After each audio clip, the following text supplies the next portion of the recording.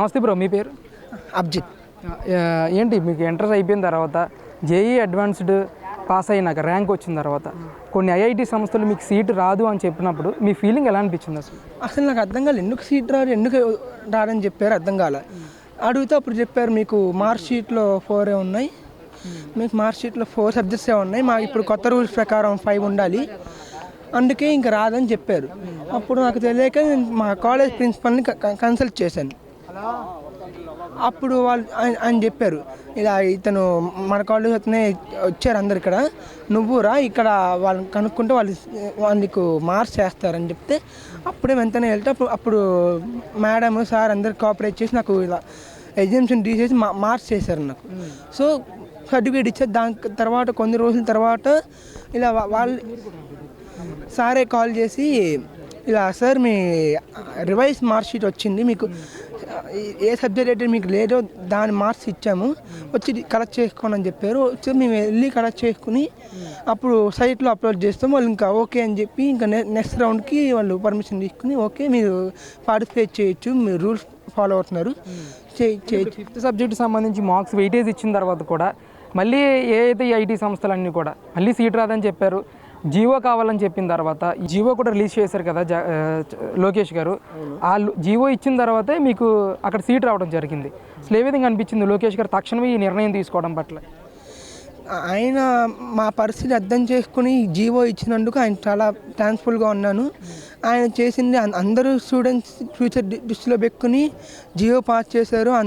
మేడంకి చెప్పి ఇలాంటి ఎంతమంది ఉన్నారో వాళ్ళని కన్సల్ట్ చేసి చేయమన్నారు. కాబట్టి I feel very helpful towards Nara Lokesh garu. So I thank him very much. అంటే మీతో పాటు ఎంతమంది ఈరోజు ఈ ఐఐటి సంస్థలకు సంబంధించి సెలెక్ట్ అయ్యారు, ఎంతమంది ఇక్కడికి వచ్చారు ఈరోజు?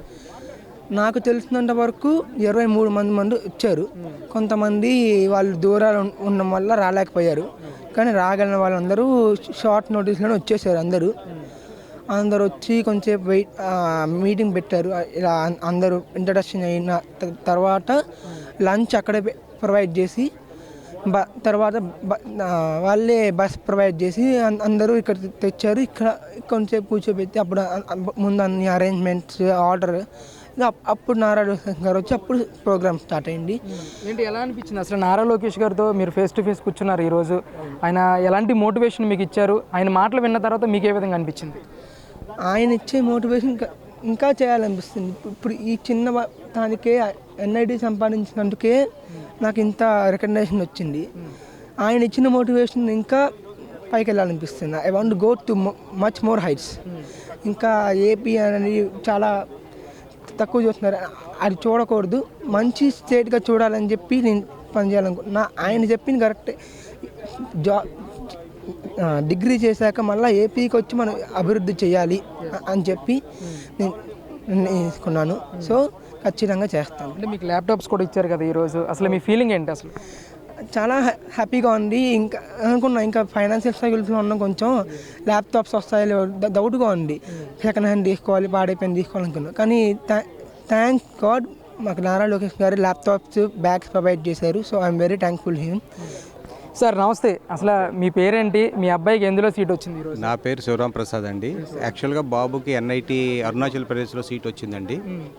యాక్చువల్గా ఏంటంటే 5 సబ్జెక్ట్స్ వాళ్ళకి బికాస్ ఆఫ్ పీడబ్ల్యూడీ క్యాండిడేట్ అవ్వడం వల్ల ఒక సబ్జెక్ట్ వాజ్ ఎగ్జామ్టెడ్ వల్ల ఏంటంటే ఆ సర్టిఫికేట్ అప్లోడ్ చేసినప్పుడు వాళ్ళు 5 సబ్జెక్ట్స్ ఉండాలన్నటువంటి బిజినెస్ రూల్ ఐఐటి మెడ్రాస్ వాళ్ళు ఈ సంవత్సరం పెట్టారు, గత సంవత్సరాల్లో లేవు.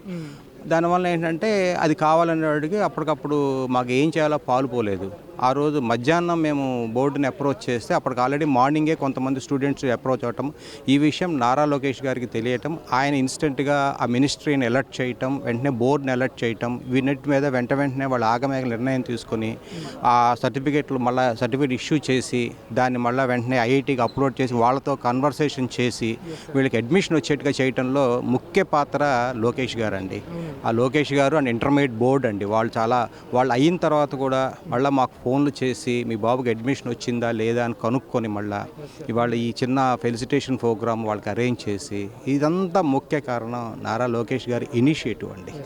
ఆయన ఇవాళ కూడా చాలా చక్కగా చెప్పారు. ఏంటంటే విద్యా వ్యవస్థలో ఇలాంటి మార్పులు ఊహించలేదండి. యాక్చువల్గా ఆయన అంత ఫాస్ట్గా నిర్ణయం తీసుకొని ఇది అవుతుందని అసలు ఇప్పటికీ నేను బోర్డుకి వెళ్ళినప్పుడు వాళ్ళు కూడా చెప్పారు, పక్క రాష్ట్రంలో ఫిజికల్లీ హ్యాండిక్యాప్డ్ స్టూడెంట్స్ ఇంతవరకు వాళ్ళు సర్టిఫికేట్లు ఇష్యూ చేయలేదు, కానీ ఇక్కడ ఆగమేగా అన్నీ ఇష్యూ చేశారు. ఈ విషయంలో నూతన గవర్నమెంట్ చాలా రిఫార్మ్స్ తీసుకొస్తున్నారండి. ఈ స్టూడెంట్స్ భవిష్యత్తుకి చాలా చక్కగా ఉపయోగపడుతుందండి. ఐ థింక్ వి పీపుల్ వాళ్ళకి చాలా థ్యాంక్ఫుల్ అండ్ అయితే parents we are thankful for them.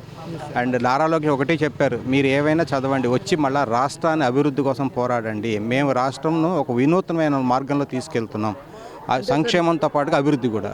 Sir మీరు చెప్తున్నట్టుగా జేఈఈ మెయిన్స్లో పాస్ అవ్వడమే కాకుండా ఇప్పుడు మీకు ఐఐటి సంస్థల్లో కూడా సీట్ రావడం మీ అబ్బాయికి.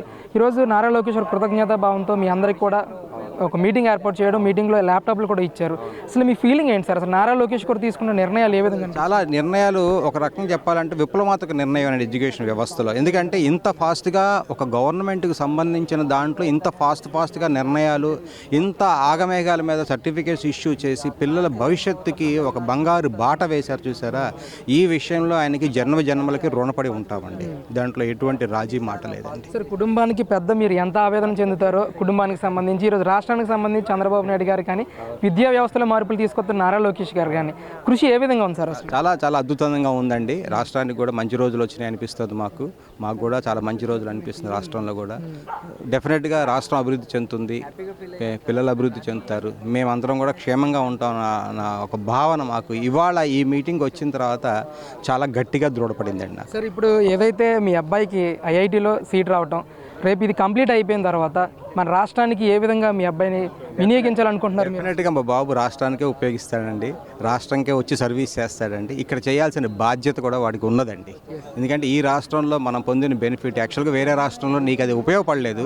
ఈ రాష్ట్రంలో ఈ గవర్నమెంట్లో వీళ్ళు ఆగమేఘ నిర్ణయాలు తీసుకొని నీకు ఒక బంగారు బాట వేసుకోవడానికి ఒక మార్గం కల్పించారు. ఇది నువ్వు జన్మలకి మర్చిపోకూడదు. ఈ రాష్ట్రానికే మళ్ళీ నీ సేవలు వినియోగించాలండి. డెఫినెట్గా వినియోగిస్తాడండి.